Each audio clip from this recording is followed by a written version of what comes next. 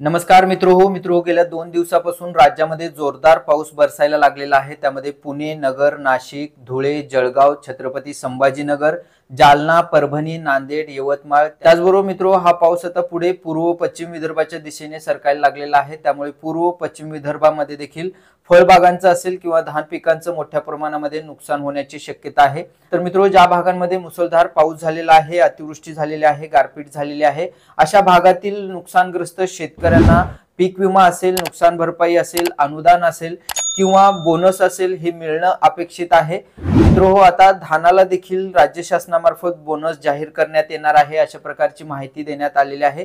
तर धान उत्पादक शेतकऱ्यांना देखील बोनस मिळणार आहे। पण मित्रो यासाठी आपल्याला ई पीक पाहणी करणं गरजेचं आहे। आपल्या सातबाऱ्याला आपल्या पिकाची नोंद असणं गरजेचं आहे, तरच आपल्याला पीक विमा असेल, अनुदान असेल, नुकसान भरपाई असेल किंवा बोनस असेल हे आपल्याला मिळू शकतं। त्यामुळे मित्रो आपण जर आतापर्यंत ई पीक पाहणी केलेली नसेल तर 30 नोव्हेंबर 2023 पर्यंत आपली ई पीक पाहणी पूर्ण करून घ्या। मित्रो आपल्या जर सातबाऱ्याला आपल्या पीक पेऱ्याची नोंद असेल तरच आपल्याला शासनाकडून जी काही नुकसान भरपाई असेल, अनुदान असेल किंवा पीक विमा असेल हा आपल्याला मिळू शकतो। त्यामुळे आपल्या सातबाऱ्याला आपल्या पीक पेऱ्याची नोंद असणं गरजेचं आहे, म्हणजेच आपली ई पीक पाहणी पूर्ण असणं गरजेचं आहे। त्यामुळे 30 नोव्हेंबर 2023 पर्यंत आपली ई पीक पाहणी पूर्ण करून घ्या।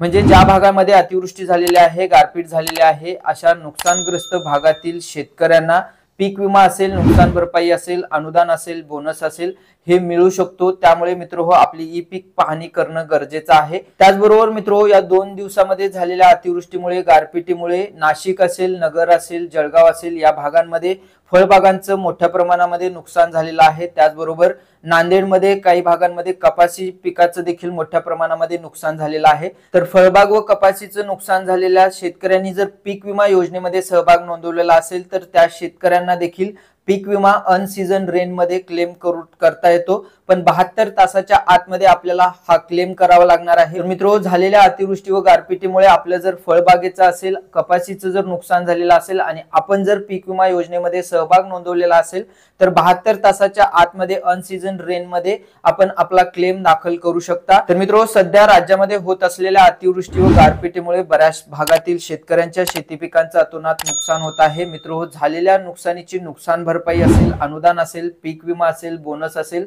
हे जर आपल्याला मिळायचं असेल तर आपल्याला ई पीक पाहणी करणं गरजेचं आहे। त्यामुळे 30 नोव्हेंबर 2023 पर्यंत आपल्याला ई पीक पाहणी करून घ्यायची आहे। ई पीक पाहणी आपण जर केलेली नसेल तर लवकरात लवकर 30 नोव्हेंबर 2023 पर्यंत आपली ई पीक पाहणी करून घ्या, म्हणजे शासनातर्फे येणाऱ्या अनुदानासाठी, नुकसान भरपाईसाठी, पीक विम्यासाठी, बोनससाठी आपण पात्र होऊ शकाल।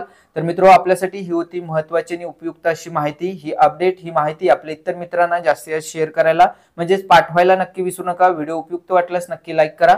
चला तर भेटूयात पुढील एका नवीन अशा उपयुक्त माहितीसह व नवीन अपडेटसह। तोपर्यंत नमस्कार, धन्यवाद।